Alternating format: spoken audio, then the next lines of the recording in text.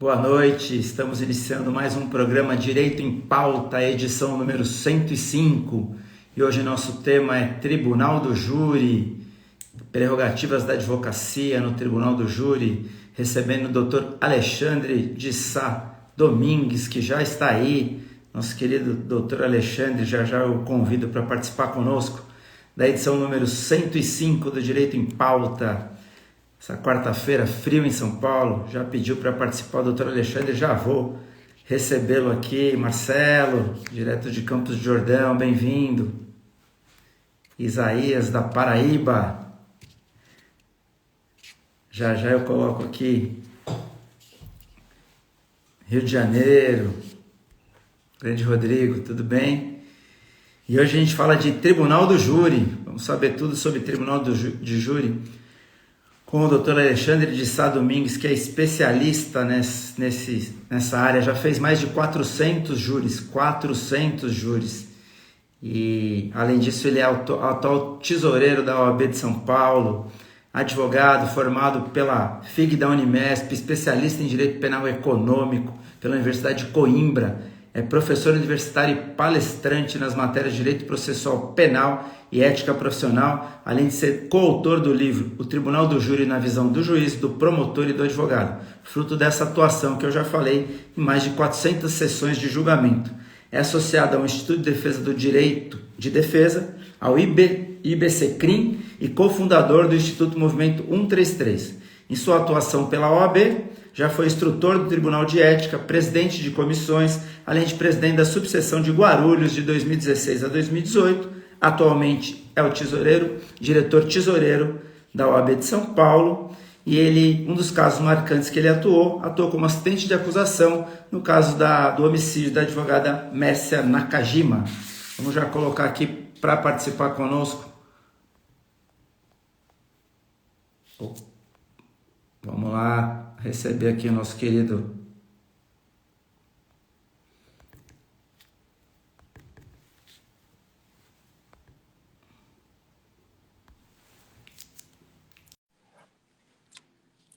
já eu recebo aqui.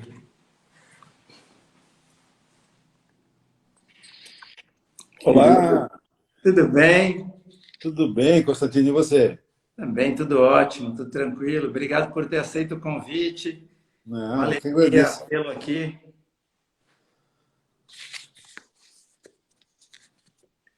Eu que agradeço, Constantino, a honra de participar aí do seu programa.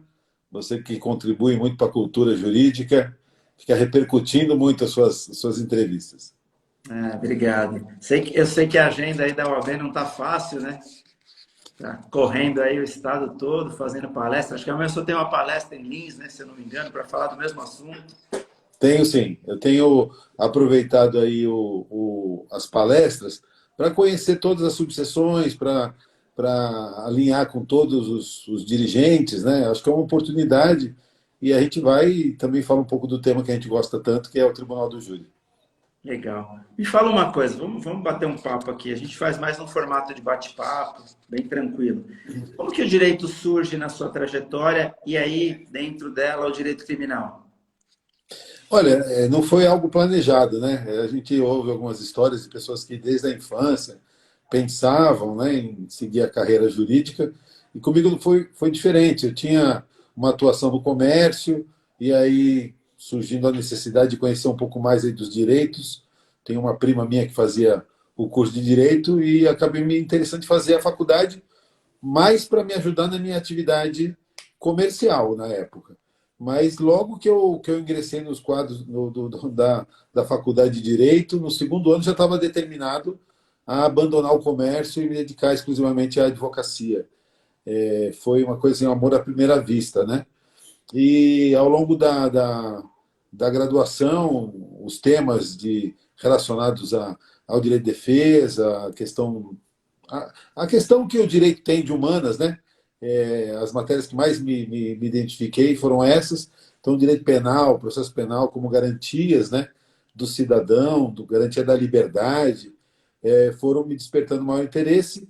E no último ano teve um professor que muito, muito marcante, e ele promoveu um júri simulado na faculdade. E eu, ao participar do júri simulado, falei, meu, é isso que eu quero fazer. É, a gente gosta muito de falar, né? E aí o tribunal é um palanque, né, quase. Né? Você ali, além de defender aquela pessoa que está ali, no caso concreto, você acaba tendo todo um espaço para você refletir o papel da justiça. Então, ali você sempre tem uma mini plateia, que é o conselho de sentença, né, os 7 jurados, eles acabam servindo ali meio que de uma plateia, fora o pessoal que está no público, às vezes assistindo o julgamento. Então, para a gente que gosta de falar, é um prato cheio. Que beleza.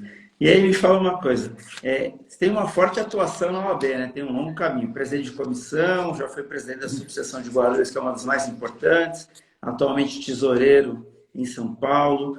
O que te levou a participar da OAB? Algo em especial ou foi acontecendo? Olha, eu acho que tem muito a ver com a minha formação em casa, né? O Ah, meu pai não é advogado, mas o meu pai sempre atuou muito na comunidade, né? Então, meu pai tem uma formação católica, eu também, e ele, dentro da Igreja Católica, sempre atuou, fez vários movimentos dentro da igreja e fora da igreja também. Eu lembro que quando era bem jovem, estava ali não sei se é a quinta série, quarta, quinta série do ensino fundamental, o meu pai acabou participando da Associação de Pais e Mestres, criou uma associação dentro da escola, que depois acabou saindo da escola, teve uma sede própria, chamava AJUF, Associação Jovem União é Força. E tinha vários serviços, unia o esporte com atividades culturais, tinha jornal, e essa atividade do meu pai sempre deu muito exemplo de que a gente tem que melhorar o lugar que a gente está inserido, né? Então, eu, por exemplo, sou guarulhense, meu pai nasceu em Guarulhos, eu também nasci em Guarulhos, e a gente tem aquela coisa meio de raiz, né? Por mais que Guarulhos tenha os seus defeitos, a gente quer ajudar a melhorar Guarulhos. Não adianta a gente ter aquela ideia de que Guarulhos não tem problema, eu vou sair de Guarulhos. A gente não, a gente pensa o contrário. Se Guarulhos não está bom ainda, a gente tem que trabalhar para Guarulhos melhorar. E foi o que aconteceu comigo na atuação na UAB. Foi curioso que até eu comecei a atuar em 98 para 99, e acabei me dedicando ali no comecinho à comissão de ética, tribunal de ética, que é uma contribuição, mas eu não me envolvia muito na questão política da OAB, assim, na direção da OAB. Mas em 2009 aconteceu um fato, né, que me deixou bastante chateado e me provocou a fazer alguma coisa. Eu já atuava no júri bastante, fomos convidados aqui, os advogados que atuavam no júri de Guarulhos, para uma reunião aqui no fórum, pelo juiz presidente do júri, e ele chegou lá, tinha mais ou menos uns 30 colegas, estava o juiz titular, o juiz auxiliar, 2 promotores de justiça que atuavam no júri, e ele, na realidade, estava comunicando a gente que, a partir da semana seguinte, ia passar a fazer julgamentos por videoconferência. Ou seja, o réu não ia ser trazido ao fórum, ele ia ficar lá no CDP e ele ia se conectar via vídeo e a gente ia julgar ele pela televisão. Aquilo me deixou incomodado. Eu, como criminalista, você é afastado do julgamento, o sujeito principal do julgamento, que é o acusado, né? O julgamento é feito para o acusado, né? Se não for para o acusado, não precisa ter julgamento. A gente faz aí uma execração pública e. Mas não, é o direito de defesa que está ali, é o sagrado, não é no júri, que é a plenitude de defesa. E aquilo me incomodou e eu olhei, comecei a olhar para o lado, assim, levantei a mão, falei, excelência, desculpa interromper a sua fala, mas eu estou olhando aqui, não estou vendo nenhum representante da UAB Guarulhos aqui. O senhor convocou? O senhor informou a OAB que ia ter essa reunião? E antes que o juiz respondesse, um advogado que estava atrás de mim, ele falou, que OAB que nada, a OAB não me representa, a OAB nunca fez nada por mim, eu falo por mim mesmo. E fez aquela lavação de roupa suja em público, né? Na frente dos juízes, dos promotores, e depois esse cara vai achar ruim que o juiz e o promotor desrespeitam as prerrogativas dele. Aquilo foi um estopim para mim, Constantino. Aquilo ali eu falei, não, eu tenho que ajudar a melhorar a nossa classe, a conscientizar a advocacia, a unir a advocacia, Coincidentemente, aquele ano era um ano de eleições, eu apoiei um candidato aqui em Guarulhos. Na eleição seguinte, 2012, eu apoiei o Toron, na época, que era o candidato à presidência estadual da OAB. Ele me Uhum. convidou para compor o conselho com ele. Nós não ganhamos aquela eleição. E em 2015, na eleição seguinte, me candidatei à presidência em Guarulhos. Né? Então foi uma coisa meio assim, meio rápida. Né? E aí fui eleito em Guarulhos, fui eleito com o compromisso de não ser candidato à reeleição, não fui. É, Nós conseguimos eleger o nosso sucessor, que é o Eduardo Ferrari, um grande advogado. Um dia você tem que trazer ele aqui. Ele é conselheiro estadual da OAB. Já vou marcar. E ele também não foi candidato à reeleição, apoiou um outro colega, que é o nosso amigo Abner, que hoje é o presidente da OAB. Então, assim, a minha trajetória começou na atuação assim, por querer contribuir, querer melhorar a classe. E também, sem me alongar demais esse tópico, mas eu também eu tive um cursinho preparatório para o exame de ordem, de 2000 até 2008. E nesse período, eu percebi que aqueles que enfrentavam o exame de ordem saíam com raiva da OAB, porque Uhum. viam o exame de ordem como um impeditivo para a sua atividade. Né? E eu falei, a gente tem que fazer alguma coisa para que essas pessoas elas entendam que, ao ingressar na OAB, elas fazem parte de uma família. Eles não têm que sair ressentidos com a OAB. Então, vários projetos que eu desenvolvi ao longo da minha presidência e que hoje eu fico feliz em ver que, inclusive, alguns deles estão na nossa gestão da OAB São Paulo, né, como é a Oficina da Advocacia, que é um projeto para a jovem advocacia, para o novo advogado, são projetos para acolher o novo advogado e para dar ferramentas para ele no início da carreira. Então, é mais ou menos isso que me motiva, assim, resumidamente, Constantino. Que legal. Dá para conciliar essa carga toda, Lins, carreira e tá correndo e mais cuidar das contas, que é tão importante, né? Tanto se pede, transparência, todo mundo olhando para o Alexandre. Verdade. Dá para conciliar ou nesse período tem que abrir mão de advogado, dá para fazer júri? Olha, tem que dar. A gente não é remunerado e o meu escritório tem que sobreviver. Eu não posso também abrir mão da minha carreira, né? Só que confesso a você que esse primeiro semestre eu pouco consegui comparecer no escritório. Agora eu estou aqui no escritório, mas hoje eu estava na UAB. Eu vim um pouquinho mais cedo, porque o trânsito é pesado de São Paulo para cá, mas eu falei, eu quero gravar a live lá em Guarulhos, que eu já fico mais tranquilo. Mas eu tenho dois sócios, né? Eu tenho o Ricardo Fante, que é meu sócio já há 17 anos, né? Que meu braço direito, meu braço esquerdo. E agora, para minha alegria, né? Uma alegria imensa, o meu filho também agora também é advogado, meu sócio, ele se formou em 2020, já estava atuando com a gente um pouco antes de se formar e agora, como advogado, virou nosso sócio. Então, nosso escritório aqui é um escritório pequeno. A gente tem, são 3 advogados, tem o estagiário e uma equipe, mas a parte técnica são esses 3. E eles me ajudam muito. Mas essa semana que passou, que dia é hoje? Hoje é quarta, né? Quinta-feira passada, eu estive no júri, fiz o júri na Barra Funda, então tenho feito aí, tenho atuado, conciliado, atendido cliente. Hoje tem toda a facilidade, né, de você fazer reunião, às vezes quando é necessário, virtual, você pode se preparar aí, você tem seus equipamentos aí, a informática ajuda bastante. Então, não larguei a advocacia, não posso largar.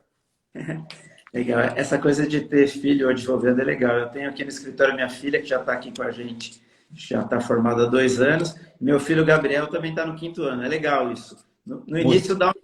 dá uma certa, pô, que responsabilidade, mas é gostoso. Você vai gostar É, bastante. Já está com ele aí, com certeza vai gostar bastante. sim. Vamos lá. Importância da OAB na sociedade. Vou falar um pouco disso e a gente já entra no nosso tema, que é Tribunal do Júri. Eu quis falar um pouco dessa coisa da OAB para as pessoas entenderem que não é tão simples, né? Parece que é só glamour, mas o glamour fica só na ideia, né? É, muito trabalho. Olha, eu acho que a OAB é fundamental. tanto para a advocacia, que é meio óbvia, né? Mas para a sociedade. Tá? Para a advocacia, a gente tem ouve às vezes algumas pessoas, né, como esse colega lá nos anos 2009 falou que a OAB não faz nada por mim, isso é uma grande injustiça, uma grande injustiça. Quantas conquistas que a OAB, e a OAB aqui não estou falando de uma pessoa jurídica, não estou falando de um dirigente, estou falando da união dos advogados em torno das bandeiras democráticas. Né? Uhum. Então, nós temos uma lei que regula a nossa profissão, nós temos direitos e prerrogativas que são ali estabelecidas, nós temos estrutura que nos dá apoio em todos os cantos do país. Né? Só no estado de São Paulo, nós temos, vinculados ao OAB São Paulo, mais de 900 pontos de atendimento. Nós temos mais pontos de atendimento para a advocacia do que McDonald's no estado de São Paulo. Mais de 2.100 funcionários trabalhando ali para dar suporte ao exercício da advocacia. Muito precisa ser feito, muito precisa ser melhorado, a OAB precisa ser modernizada, mas, assim, dizer que a OAB não faz nada realmente para a advocacia é um grande absurdo, uma grande injustiça com a história da nossa classe. Agora, para a sociedade, Constantino, talvez eu ache ainda mais importante. A OAB, para mim, é a instituição pilar do Estado democrático. Por mais que a gente tenha carreiras e instituições fundamentais, eu sou um democrata, acredito numa democracia exercida por instituições fortes, né? A OAB ela não tem vínculo nem com o Poder Executivo, nem com o Poder Legislativo e nem com o Poder Judiciário. Ela é independente. E ela também não depende de verba pública. Não tem R$ 1 de verba pública na OAB. É mantida exclusivamente com as anuidades que os advogados e as advogadas pagam. Então, isso dá a possibilidade da OAB ser aquele agente de fiscalização da atividade do poder público. Você fala, mas é sempre assim? Olha, a OAB é dirigida por homens e por mulheres, somos todos falíveis. Mas ela tem uma estrutura que lhe permite ser independente e cobrar o poder público. Então, esse é um papel. Outro papel é que as diretorias das subseções e as comissões de advogados atuando nas subseções exercem um trabalho voluntário e boa parte desse trabalho é em prol da sociedade. Você tem nas subseções comissão de direitos humanos, comissão de meio ambiente, comissão de proteção animal, comissão de OAB vai à escola. Você tem pelo menos metade das atividades são voltadas para a comunidade. Então, assim, a OAB hoje, ela não é à toa, é a entidade mais respeitada no país. Pesquisas apontam a OAB como a primeira ou segunda instituição mais respeitada do país. Às vezes perde para as Forças Armadas, às vezes ganha, às vezes perde para as igrejas, mas, assim, enquanto instituição, a OAB é a que gosta de maior credibilidade. Magistratura é importante? Mas depende de verba pública. Ministério Público? Depende de verba pública. Né? Então, são instituições que não têm a independência que a OAB tem. Então, por isso eu acho que sem a OAB, a nossa democracia fica muito, muito fragilizada. É verdade. Eu sempre digo o seguinte, eu participei das gestões do Durso, das duas últimas, do Marcos da Costa, e por que apoiar vocês? Por que apoiar a diretoria e a chapa da Patrícia, Cussica, você, a Dani, a Dione, a Adriana Galvão? Porque tudo que eu queria é que a OAB voltasse a ser protagonista. A OAB ficou escondida, e aí a sociedade perde. Ser protagonista não é querer aparecer, mas é fazer o que vocês estão fazendo, o que a gente está fazendo. É atuar de imediato, é soltar nota, é estar lá, é dar entrevista, é correr atrás, é brigar, é ir no tribunal, é defender o advogado. Ela deixou de ser protagonista por um período e, graças a Deus, ela voltou. Então, eu acho que vale a pena registrar isso, da alegria de ter a OAB protagonista de novo e tão bem cuidada na mão de vocês. Parabéns. Obrigado. Aí. Mas vamos lá, vamos entrar no nosso tema. Vamos. Que crimes que se sujeitam ao tribunal do júri? São aqueles que a gente chama de crimes dolosos contra a vida. Crime doloso é aquele que você tem a intenção, né? Você tem crime culposo, que é aquele acidental. Estou falando uma linguagem bem acessível. O crime acidental, que é o culposo, e o crime intencional, que é o doloso. Então, a gente está falando aqui de crimes dolosos contra a vida. Então, qual é o elemento subjetivo? A intenção de matar. A pessoa agiu com a intenção de matar. Quais são esses crimes? Homicídio doloso, o infanticídio, que é quando a mãe mata o próprio filho sob o efeito do estado puerperal, logo após o parto, que é muito raro, mas existe. Tem o induzimento, instigação e auxílio ao suicídio. Também ali você vê que a intenção de matar está implícita, a pessoa não faz com as próprias mãos, mas faz com que a pessoa tire a própria vida. E nós temos o que chama de o crime de aborto provocado, aquele aborto intencional. Então são os quatro crimes que vão a júri. Vão a júri na forma consumada, ou seja, quando efetivamente acarreta a morte, mas também a forma tentada também vai a júri. Então, você tem júri de tentativa de homicídio e júri de homicídio consumado. E também, você sabe que tem vários tipos de qualificação. Então, tem um homicídio simples, por exemplo, que tem uma pena que começa em 6 anos, vai até 20, e tem um homicídio qualificado, que tem uma pena mínima de 12 e vai até 30. Então, você tem hoje vários qualificadores: motivo fútil, motivo torpe, meio cruel, recurso que impossibilitou a defesa da vítima, por exemplo, a surpresa, emboscada, aquela morte que é encomendada mediante paga. Né? Nós temos a questão do feminicídio, que hoje está muito em voga, né?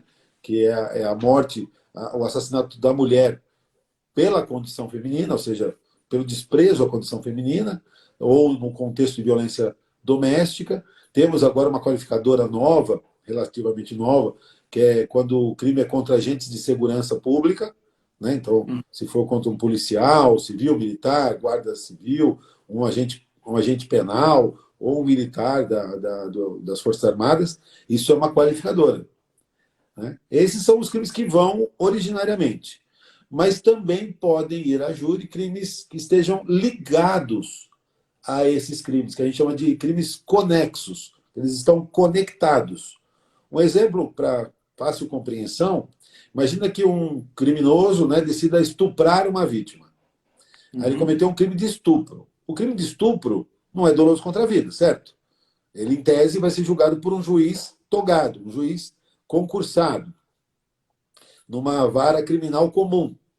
Mas imagina que depois de praticar o estupro, esse cidadão, para não ser incriminado, ele decida matar a vítima, para ocultar o crime. Então você tem aí intimamente ligados, ou seja, conectados, o crime de estupro com o crime de homicídio. Não faz sentido você ter um processo para julgar um homicídio lá no tribunal de júri e ter um outro processo para julgar o crime de estupro lá na vara comum. Então você junta os dois e vai para o júri. Por que vai para o júri e não para o juiz singular? Porque a competência do júri ela é fixada na Constituição. Lá na Constituição, no artigo 5º, inciso 38, fala que a competência, ou seja, a atribuição para julgar esses crimes dolosos contra a vida, é exclusividade do tribunal do júri. Então, se você julgar o estupro no júri, pode, mas o homicídio na vara criminal não pode. Então, você vai ter no júri alguns casos de ter, junto com o crime doloso contra a vida, crimes conexos. Ótimo. Me fala uma coisa, esse modelo utilizado aqui, que nós utilizamos, ele existe em outras partes do mundo? E qual que é a origem do Tribunal do Júri? A gente consegue resgatar isso? Olha, no nosso país, a origem vem da Constituição de 1824, vai fazer daqui a pouco 200 anos, que, com exceção de uma Constituição, não sei se é de 37 ou de 39, mas uma Constituição, ela não previu, mas todas as demais, né, são 8 Constituições desde de lá para cá, todas elas previam a figura do Tribunal do Júri. Porém, originariamente, quando instituiu o Tribunal do Júri no Brasil, a competência era para julgar crimes de imprensa. Não tinha nada a ver com crime doloso contra a vida. Depois, com o passar dos anos, é que acabou migrando para essa competência. Né? Mas lá no começo era crime de imprensa. Em outros países, nós temos tribunais do júri, mas não exatamente como o nosso. O nosso tem assim uma característica muito particular. A gente vê muito filme americano e a gente tem que sempre explicar que é diferente. Tem diferenças muito gritantes, né? Por exemplo, Eu assisti agora, eu acabei de assistir uma minissérie chamada O Poder e a Lei, muito legal, que se os seus seguidores quiserem assistir, acho que são 8 episódios, está lá no Netflix, muito legal. No júri americano, ao invés de 7 jurados, como é no Brasil, lá são 12 jurados. Lá nos Estados Unidos, termina os debates, os jurados vão para uma sala e eles debatem entre si para chegar a uma decisão. Aqui no Brasil é sigilo das votações. Os jurados ficam incomunicáveis. Eles não podem revelar o seu voto para o outro. Isso antes de terminar o júri, né? Depois que terminou, se quiser, pode. Mas durante o julgamento não pode para não influenciar o outro. Então nós temos várias peculiaridades assim que distinguem o júri americano do júri brasileiro. Outra diferença gritante, que aí eu tenho que achar que o júri americano é melhor, que lá os 12 jurados para condenar o réu tem que ser unânime a decisão. Eles têm que chegar a uma decisão unânime para condenar o réu. Aqui no Brasil é por maioria. Então você tem 7 jurados. Você condena uma pessoa a 20, 30, 40 anos, às vezes, por um voto de diferença. 7-3, perdão, 4-3 é um resultado que autoriza uma condenação nesse tamanho. Né? Então, são algumas diferenças que a gente vê aí do júri brasileiro para o júri americano, que é o que a gente mais vê na televisão. Também muito parecido o júri americano do júri inglês, né? Também tem E lá nos Estados Unidos eles usam o júri não só para crime de homicídio, não. Até para causas cíveis eles mandam para júri. Interessante. E como é composto o tribunal? Quem que atua no julgamento? Essa questão toda da disposição física do plenário? Você vai falar um pouco para dar uma visão. Certo. Como a gente tem muito estudante, muita gente que também não é da área que acompanha, e eu distribuo depois a gravação, é interessante para nós que somos advogados, às vezes parece básico, mas eu gosto de ir no detalhe, até te peço desculpas por isso, porque aí fica conhecedor. Essa questão, eu vou falar, são 2 pontos. Essa questão da disposição física do júri no Brasil. Aproveitar esse paralelo que eu fiz com o júri americano. A nossa disposição física ela é prejudicial à defesa, na minha visão. Tá? Porque se você verificar aqui no Brasil, você vai ter lá o juiz-presidente, que na realidade ele só vai conduzir o julgamento, ele não julga, não é ele que vai julgar, quem vai julgar vai ser o jurado, que vai ser sorteado, já vou explicar como que ele é escolhido, tá? E do lado direito do juiz fica o promotor de justiça.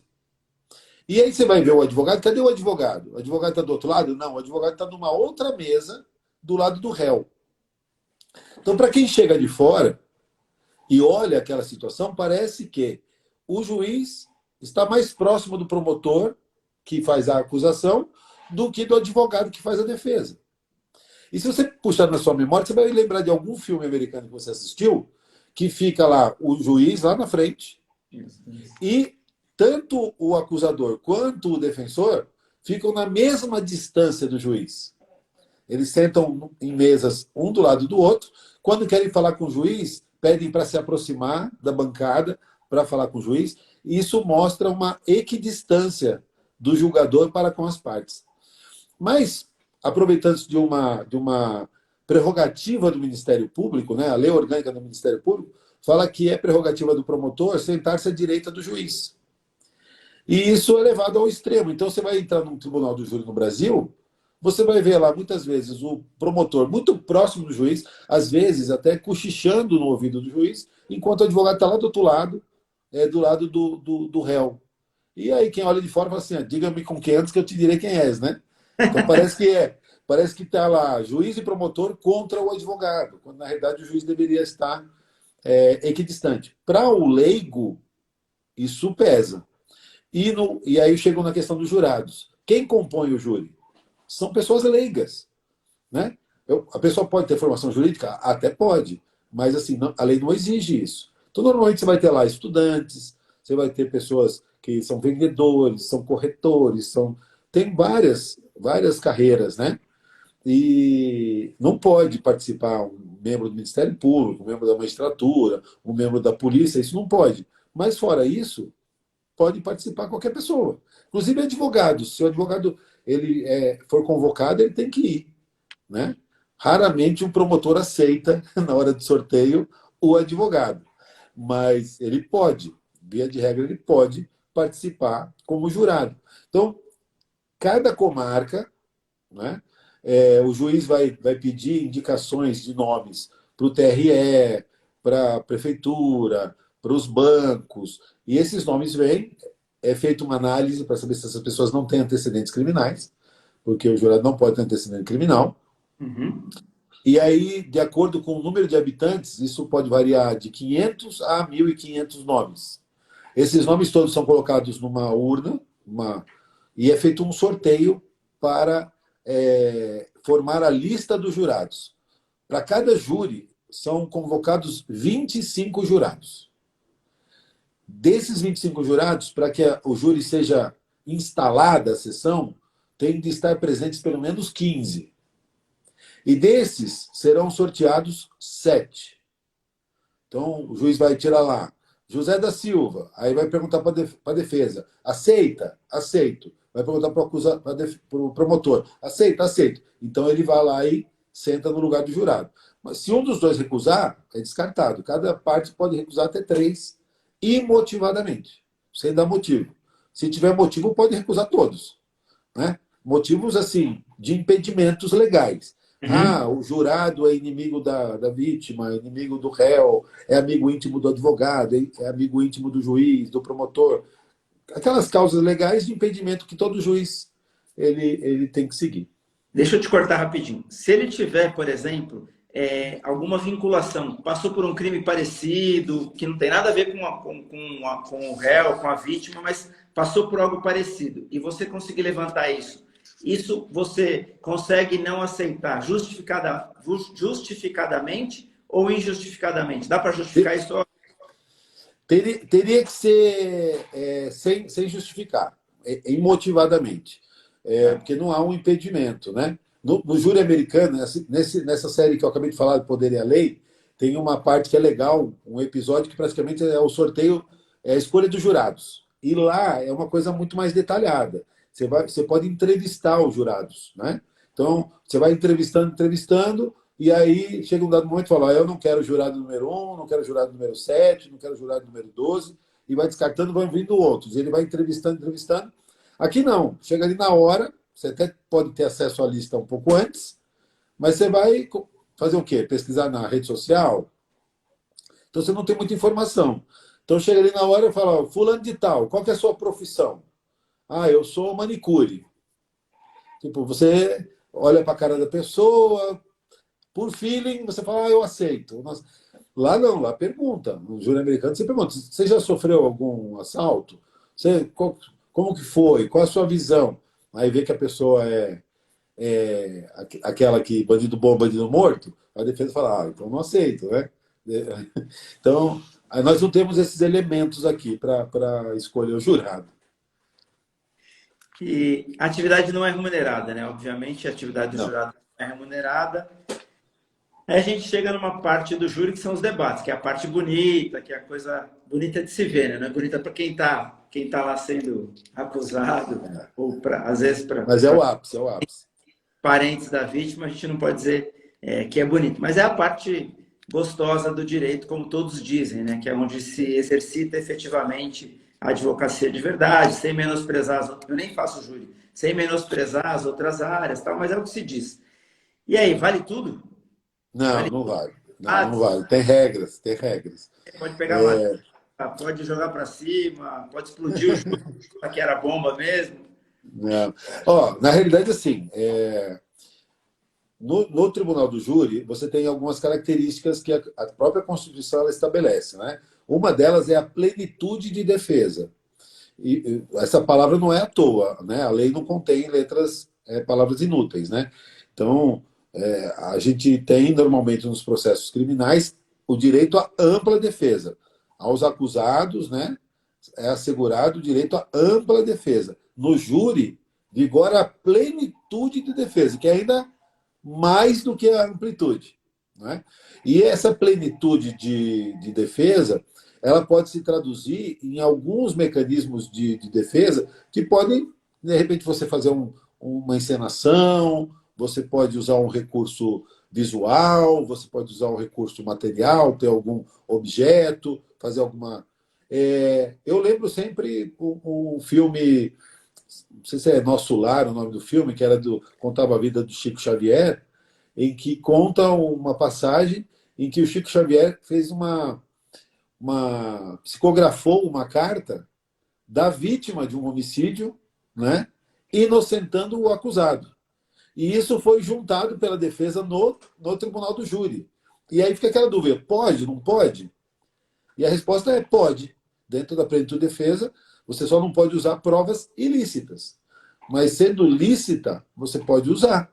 Então você pode usar uma maquete. Nós tivemos agora o júri da Botkiss, que acabou sendo anulado, né? Com razão, na minha ótica, porque houve várias violações ao procedimento do júri lá. Posso até explicar alguma coisa, mas, por exemplo, usaram maquetes, né? Então é possível você fazer isso. Que você vê que é mais do que se usa normalmente num processo ali com um juiz singular. Então, o direito a usar recursos é muito grande. Porém, isso não quer dizer que pode ou que vale tudo. Nós temos, por exemplo, o artigo 478 do Código de Processo Penal, estabelece algumas limitações de argumentos a serem utilizados no tribunal do júri. Você não pode usar como um argumento de autoridade, por exemplo, o fato do réu ter permanecido em silêncio. Por que não pode? Porque o silêncio é um direito consagrado na Constituição. Todo acusado pode permanecer em silêncio. E o silêncio não pode ser interpretado em prejuízo dele. Não adiantaria nada se fosse permitido ao promotor chegar lá na hora, chegar para o jurado, que é leigo, falar: senhor jurado, olha aí, se o senhor fosse acusado de um crime aí injustamente, primeira oportunidade que o senhor tem, você vai falar o quê? Sou inocente e tal. Sabe o que o réu fez? O réu ficou quieto. Senhor jurado, quem cala consente. Isso é o comportamento de um inocente? Então, você vê, isso era muito comum, viu, Constantino? Até 2008, quando essa lei foi alterada, era um argumento recorrente. E no caso da Boate Kiss, um dos motivos da anulação foi esse. Porque o assistente de acusação usou como argumento de autoridade, para dizer que o réu era culpado, o silêncio. O silêncio que ele permaneceu. Então, isso foi consignado em ata, porque tudo que acontece no júri, que você considera que anula o júri, você tem que fazer constar na hora. Nulidades que não forem na hora, sabe, se levantar a mão, falar pela ordem, o processo está nulo, tem que dissolver o conselho. Se você não fizer isso na hora, não adianta depois você ter um vídeo, você ter testemunha, você não anula mais. Porque vai se considerar que foi convalidado, né, aquele vício. Então, é importante. Estava eu num júri uma vez, era uma tentativa de homicídio, a gente foi ouvir a vítima, e aí eu comecei a questionar a vítima, que ela falou: o senhor está falando que o meu cliente atirou no senhor, mas não foi apreendido nenhum projétil, não foi apreendido nenhuma arma. Ele falou: não, está aqui, o projétil está aqui, ó, eu tirei da parede, eu trouxe. Quer dizer, ele tirou do bolso o negócio. Eu falo: pera um pouquinho, para tudo, excelência, para tudo. Quem garante, né, que esse projétil que ele apresenta ali efetivamente saiu da arma do meu cliente, que efetivamente que foi objeto do crime, né? Então, falando isso, não pode. Então, eu não posso usar como argumento de autoridade o silêncio, não posso usar como argumento de autoridade a decisão que manda o réu a júri, que chama decisão de pronúncia. Uhum. O júri, né, ele tem duas fases. A primeira fase é muito parecida com o processo criminal comum. Você ouve vítima, se tiver, sobrevivente, né? Testemunhas de acusação, testemunhas de defesa, interroga o réu, tem os debates, e aí o juiz decide. Num processo comum, ele vai e profere a sentença condenatória ou absolutória. No júri, ele não faz isso. Ele vai decidir se o caso deve ou não ir a júri. Ele pega, depois dessa instrução, ele vai falar o seguinte: olha, o que eu vi aqui é que eu estou convencido que houve um crime doloso contra a vida e há indícios de autoria em relação ao acusado. Então, eu vou mandar o caso para que os jurados julguem, porque eles são os juízes competentes para isso, né? Então, essa decisão chama decisão de pronúncia. Então, ela é uma decisão que tem uma linguagem técnica e ela não desce ao nível da culpabilidade. Ela não, o juiz não está dizendo que o réu é culpado, está dizendo que existem elementos para mandar para júri. Aí chega lá na hora do júri, o promotor pega a decisão de pronúncia e fala para os jurados: olha, senhores jurados, olha o que o juiz. O juiz já entendeu que o réu é culpado. Porque está aqui, ó, julgo procedente a pretensão política. Lê lá aquela linguagem toda técnica e induz o jurado em erro. Aí a defesa tem que ir lá e ficar desconstruindo. Falando para o jurado: olha, na realidade, essa decisão não autoriza a condenação.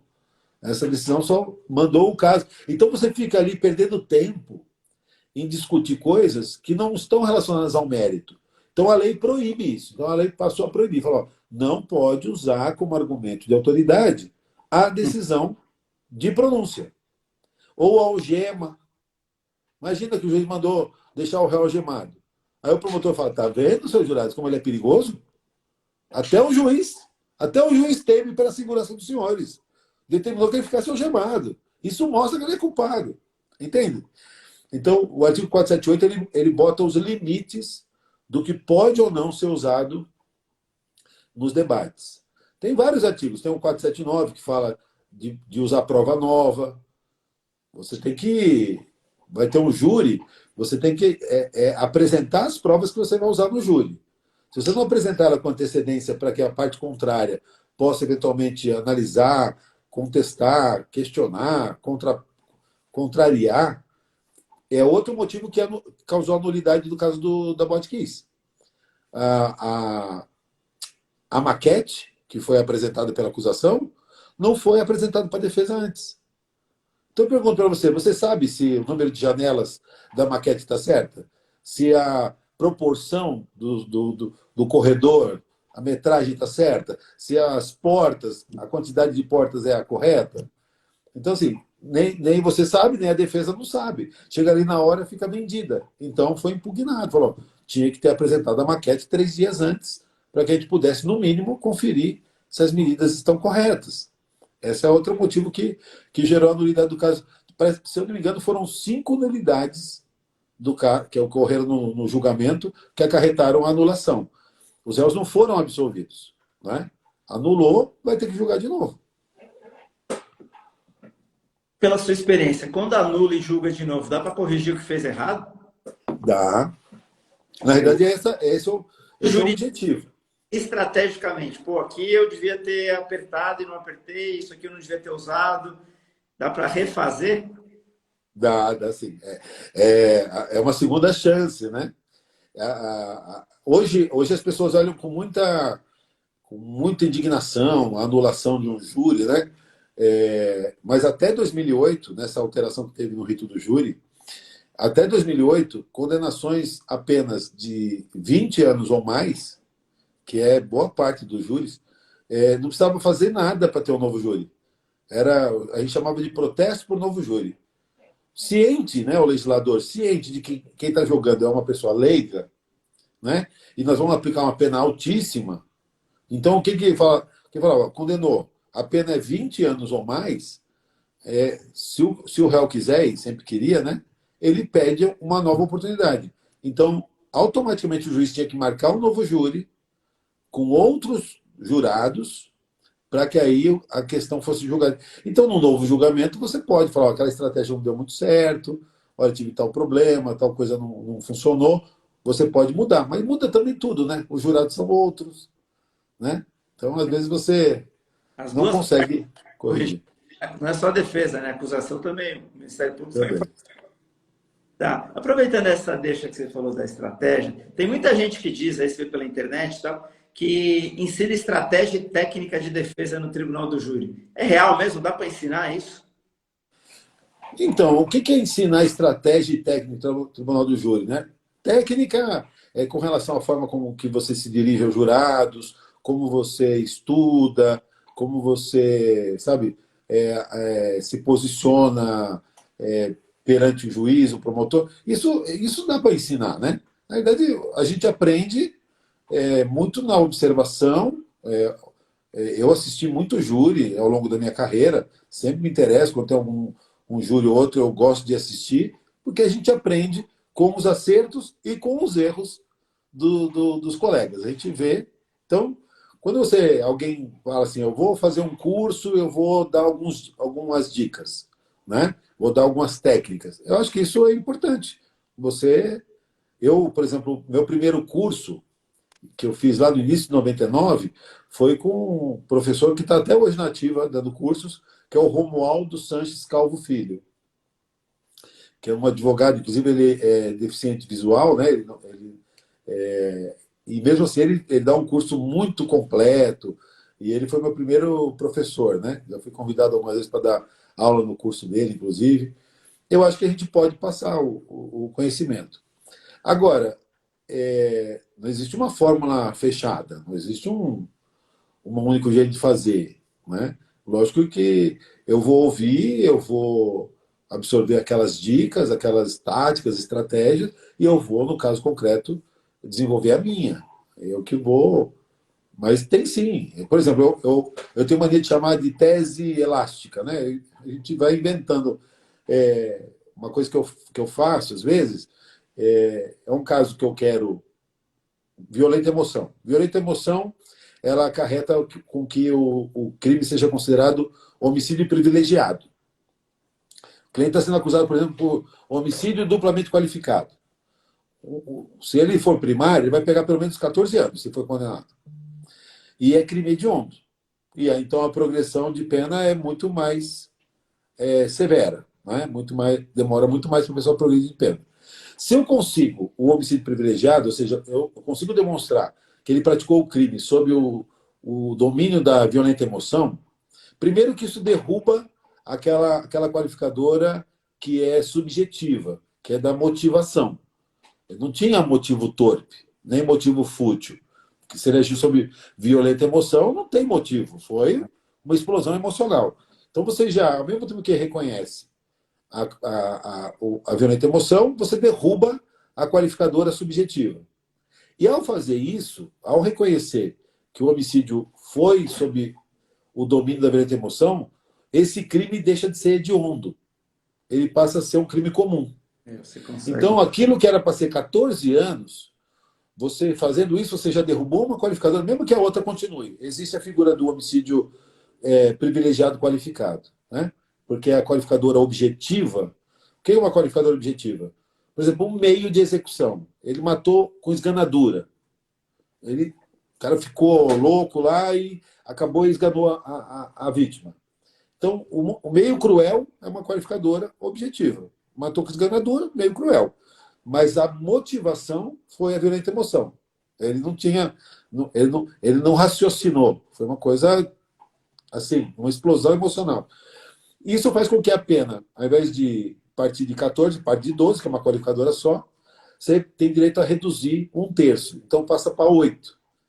Então, quer dizer, você fica com 8 anos num crime comum. Então, progride com a regra anterior, agora mudou as regras, mas progredia com um sexto. Né? Então, é totalmente diferente. Então, aí você fala, o que eu falei de tese elástica? Às vezes, você fala, putz, aqui dá para alegar que foi legítima defesa. Dá para alegar, mas não dá para colar. Você estica, olha, senhores jurados, foi legítima defesa. Se colar legítima defesa, está absolvido, certo? Sim.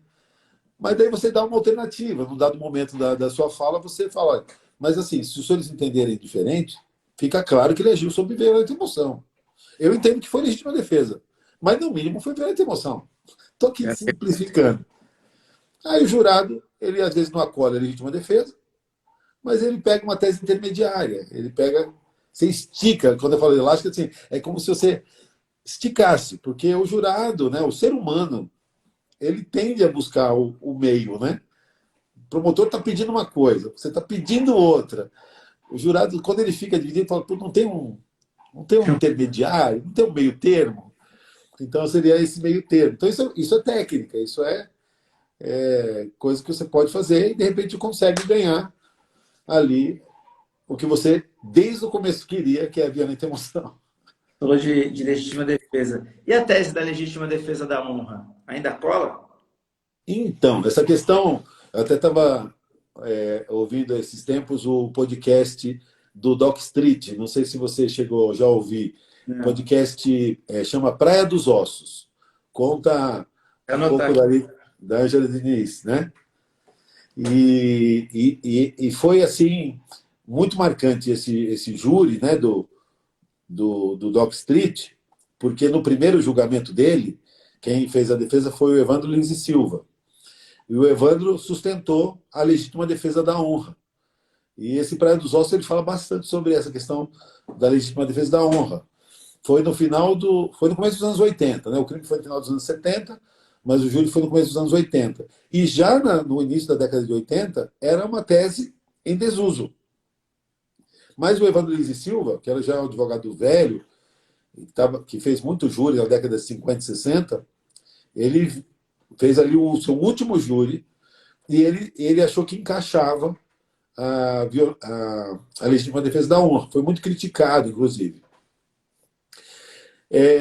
Hoje em dia, a gente não ouve falar. Né? Eu nunca usei isso para crime passional ou crime marido contra mulher, mulher contra marido. Nunca usei a tese de legítima defesa da honra.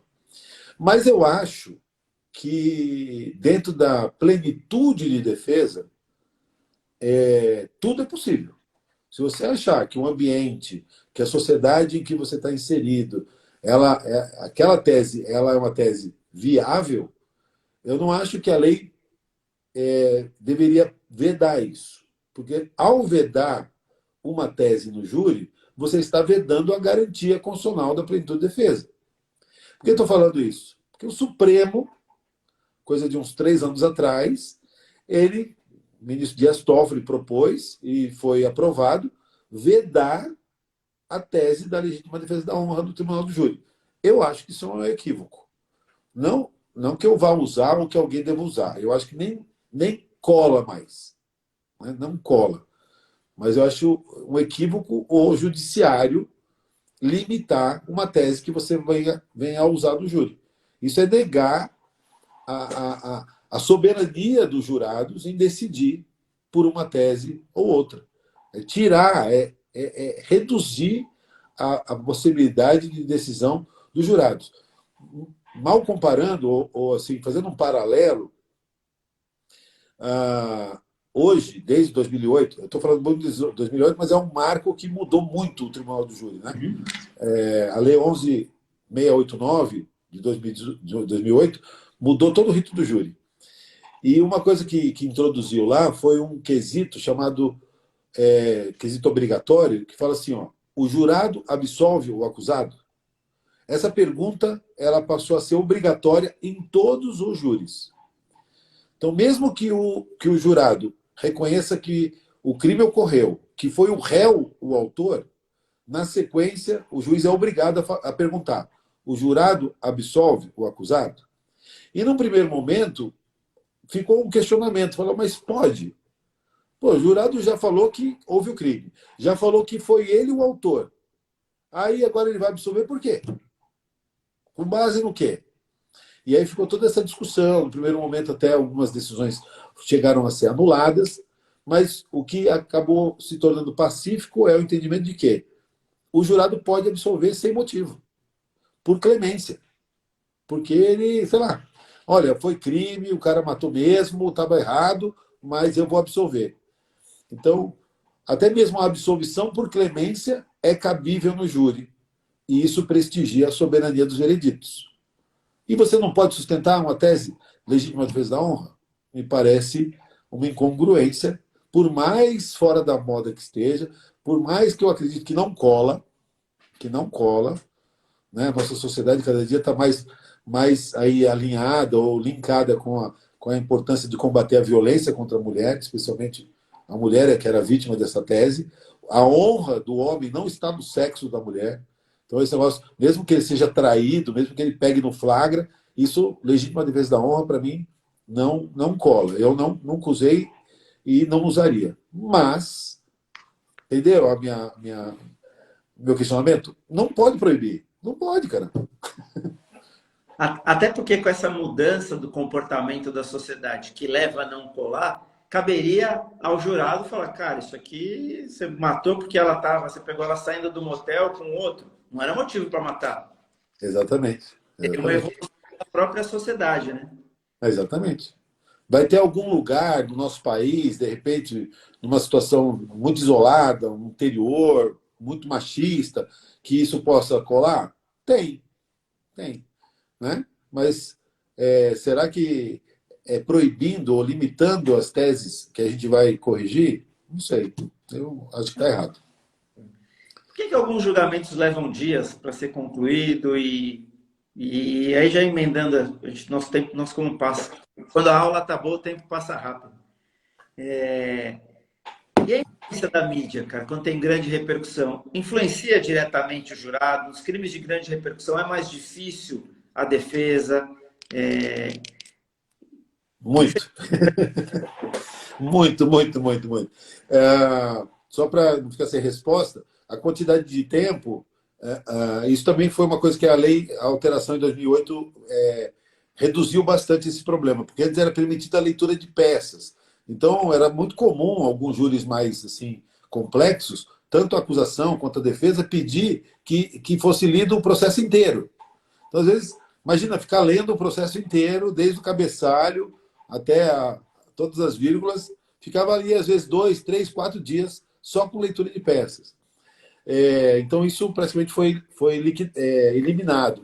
Raramente, o juiz permite a leitura de peças, exibição de vídeos, fora do tempo dos debates. Então, isso reduziu bastante.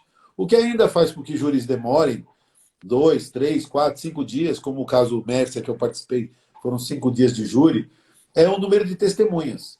Porque para cada crime e para cada réu, você tem direito a rolar 5 testemunhas.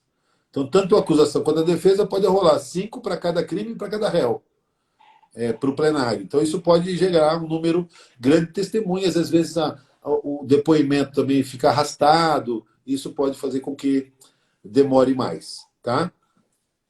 Agora, com relação à mídia. Gente, que a mídia influencia, eu não tenho dúvida. Ela influencia tudo. E eu quis só fazer um parênteses. Ela influencia tanto os jurados, como influencia os juízes, os tribunais. Então, primeiro quero fazer essa defesa do júri. Os jurados estão sujeitos à mídia, como também os juízes estão sujeitos à mídia. Né? Mas é óbvio que se aquele processo é muito batido, muito martelado ali na imprensa, isso vai prejudicar a defesa. Por isso eu acho que os advogados têm que estar preparados, por mais que a gente esbarre em questões éticas, etc., o que eu não posso é deixar sem resposta. Eu já vi júris em que só a acusação fala, a mídia vai e pergunta e aborda, e só o promotor, só o delegado fala, e a defesa não fala. A defesa tem que ocupar esse espaço aí, para que no júri você tenha minimamente condição de equilibrar.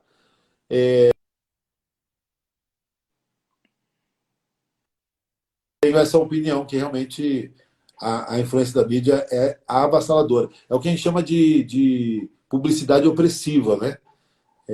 Então o advogado tem que saber lidar com isso. Tá. Você mencionou o caso da Mércia Nakashima, que você foi assistente de acusação. Quer falar Sim. um pouco disso rapidamente? Acho que é interessante, né? Porque é um júri que teve toda a influência da mídia. Sim. E quer falar um pouco disso? Olha, o que eu acho que foi assim um diferencial do caso Mércia foi a transmissão ao vivo do julgamento, né? Eu, em princípio, né, tinha para mim como opinião, como defensor, que 99% das vezes eu estou na defesa, não na acusação. Nesse caso, eu fui contratado pela família para ser assistente de acusação. Então, ao lado do promotor, eu atuei representando a família e do outro lado tinha os advogados representando o acusado. A transmissão ao vivo, num caso que foi tão explorado pela mídia antes de chegar no dia de julgamento, eu achei mais justo do que o que aconteceu com o caso dos Nardoni, por exemplo, que foi um pouquinho antes. O caso dos Nardoni, o tempo todo foi explorado na mídia, muito mais pela acusação do que pela defesa, e chegou na hora do julgamento, o julgamento foi feito a portas fechadas.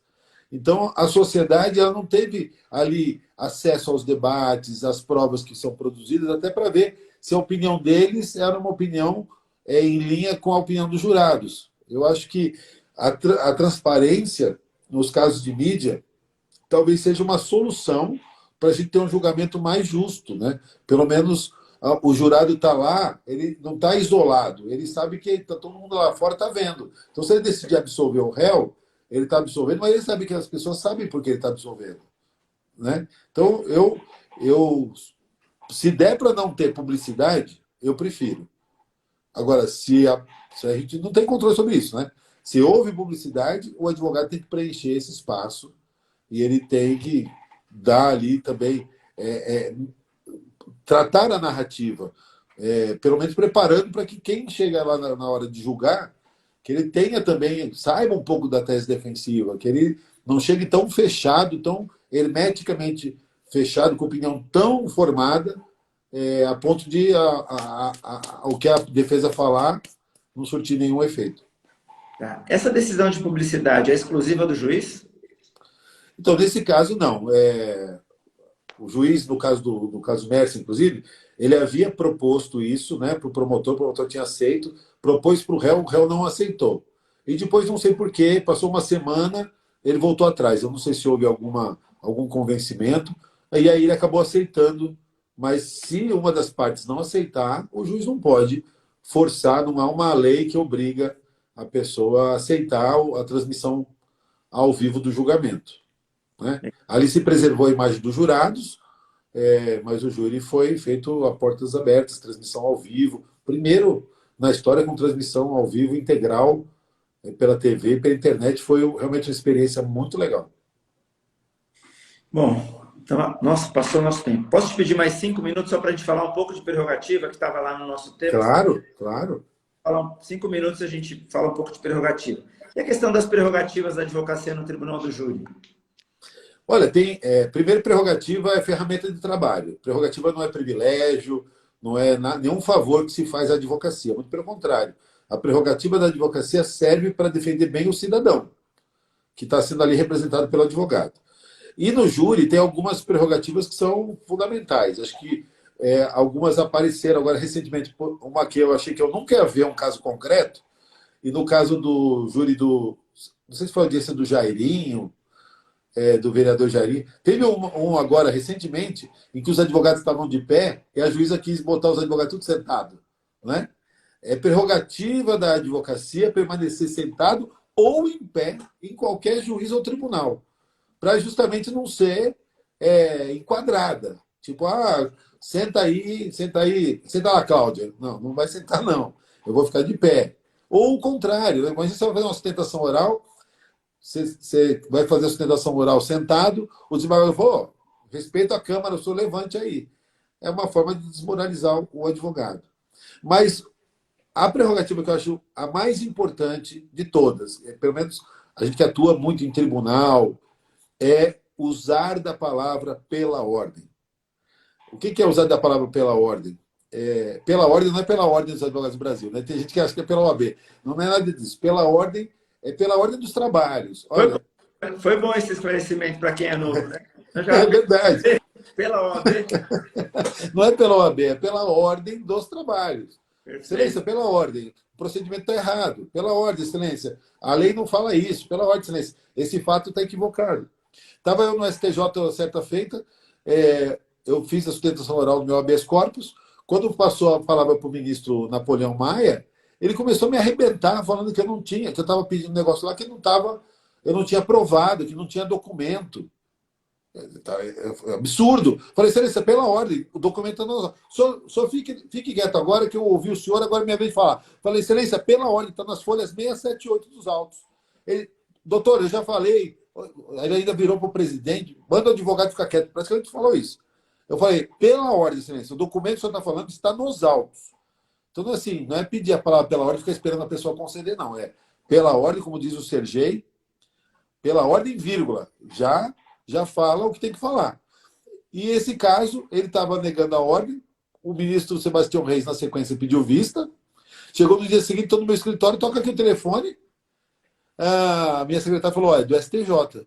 Aí eu vou atender o STJ, o senhor pode falar, o doutor Alexandre, você pode falar com o ministro Napoleão, ele quer falar com o senhor? Eu falei, posso? Aí o ministro Napoleão, né, pedindo desculpa, falou, doutor Alexandre, olha, eu queria me desculpar com o senhor, falei que o documento não estava, o senhor tem razão, o documento estava lá, eu me confundi e eu quero dizer, já antecipo que eu estou mudando meu voto, eu vou conceder a ordem, mas queria que o senhor viesse, o senhor pode vir na próxima sessão? Eu falei, por quê, excelência? Não, porque eu quero pedir desculpa para o senhor. Eu falei, não precisa, não precisa. Eu fui grosseiro até aqui com o senhor publicamente, eu quero me retratar publicamente. Então, assim, se eu não tenho esse direito, né? E mesmo quando ele é cerceado, faz valer. Ninguém vai te chamar de. Ninguém vai falar que você está desacatando, que você está invadindo, está falando por cima, pela ordem. Mas também não tem que usar certo, né? Porque não é pela ordem, queria registrar que hoje é aniversário da minha tia. Não, não é isso. É pela ordem. O procedimento não é esse. Ou pela ordem. O fato não é aquele. Eu gosto muito desse e no júri a gente usa toda hora, né? Pela ordem, excelência, esse processo é nulo. Isso que o doutor fez está violando o artigo 478, que era que conste na ata. Não é? Constar na ata também é uma prerrogativa importante. Tem que constar na ata. A ata não é do juiz, a ata é do processo. E se mesmo assim, para um advogado que não tem a sua envergadura, e aí for violado, qual que é o remédio? O que ele faz? Eu sempre digo, primeiro o defensor da prerrogativa é o próprio advogado. Então, para isso, a gente tem que conhecer o nosso direito. Quando a gente conhece, a gente resolve a maioria dos problemas. A maioria dos problemas, você fala, excelência, é meu direito, é prerrogativa, o senhor está violando a prerrogativa, eu quero que conste na ata. O juiz vai falar, vai pensar duas vezes. Fala, eu vou constar aqui, vou gerar nulidade do processo, depois o cara. E o cara, normalmente, a maioria dos violadores, eles dão um passo atrás, porque sabe que estão falando com uma pessoa que não é ignorante, é uma pessoa que sabe do que está falando. Agora, se mesmo assim houver uma insistência numa delegacia, num fórum, numa entidade pública, numa autarquia, pega o telefone, OAB, Comissão de Direitos e Prerrogativas, um trabalho voluntário dos advogados que compõem a Comissão de Prerrogativas. Hoje nós temos um brilhante advogado à frente da Comissão Estadual, que é o doutor Luiz Fernando de Sá Pacheco. Ele não é meu parente, mas tem Sá no nome também. E, assim, tem um exército de advogados voluntários, né, com telefone plantão 7 por 24, 7 dias da semana por 24 horas. E, assim, vai ter um colega que vai lá te dar um atendimento, vai ter uma assistência, no mínimo para registrar, para representar esse juiz ou esse promotor, esse delegado, quem quer que seja, na corregedoria, né? É isso. Peça o apoio da OAB. A OAB, somos todos nós, está aí para isso. E o desagravo? O desagravo é uma situação, né, depois que já houve a violação, que houve aquela ofensa, mas para tentar restabelecer a ordem dos fatos, mostrar, especialmente para o cliente, para a comunidade, que quem agiu errado não foi o advogado, foi a autoridade violadora, né? E hoje, mais até do que desagravo, nós temos o crime pela violação de prerrogativas, né?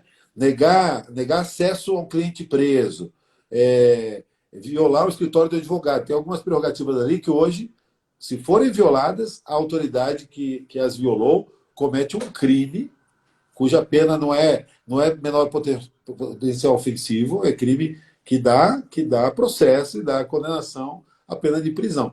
Então, fiquem espertos, autoridades coatoras, a gente está chegando aí. E a batalha foi árdua para conseguir criminalizar. Muito. Conseguimos. Começou lá, se eu não me engano, no primeiro mandato do Durso para virar a lei agora, né? Então, muito tempo de luta. Alexandre, eu queria ficar muito mais com você, estou adorando, e pelos comentários todo mundo está adorando, mas a gente tem um limite, obviamente, preciso te liberar. Já passamos aí 10 minutos, a gente tem 2 minutos, finaliza às 20h10. Fala um pouco, você tem um podcast, né? Um Café pela Ordem, fala um pouco disso. Você viu que eu juntei duas coisas, né? Um café pela ordem.